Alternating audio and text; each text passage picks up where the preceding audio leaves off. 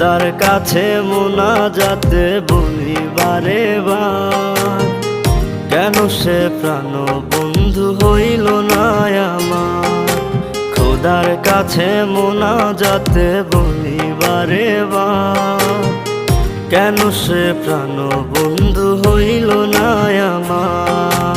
নই কি আমি তার যোগ্য, নাকি আমার এমন ভাগ্য, এত ব্যথা সইতে আমি পারবো না যে আর।